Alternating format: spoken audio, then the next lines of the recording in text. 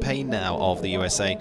Familiar face to many in eventing, of course. He was on the US Olympic team in Tokyo, but he's also well established now in jumping too, splitting his time between the two disciplines well. He was a team gold medalist in eventing in the Pan Ams back in 2019, coming into, I think, his first Saturday night here, as certainly as part of the Winter Equestrian Festival as well. And on the ride now of Quintessence, this 12-year-old for Jane Dudinsky, Holsteiner by Quinnar. It's fun to see riders kind of cross over disciplines.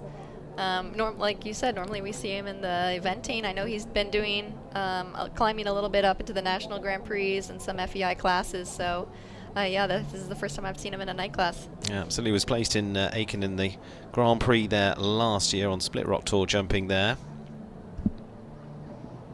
Just comes in a little bit too hot into the double. The horse never really backed himself off. It looks like a little bit of a fiery horse, something that he kind of needs to keep under control. Unfortunately, he does also have to worry about the time allowed, so that is a factor.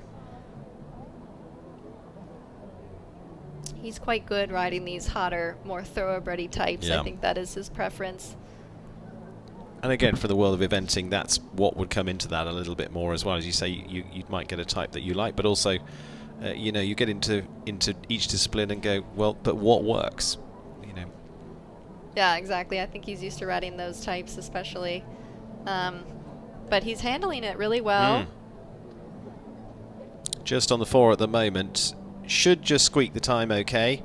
And he's going to get there on just the 4 faults. Going to take him to 76.31, puts him into 4th place at the moment. Pretty satisfying round overall. That's a very solid round. The horse just didn't really back off of A. I think he was expecting it to do that a little bit more.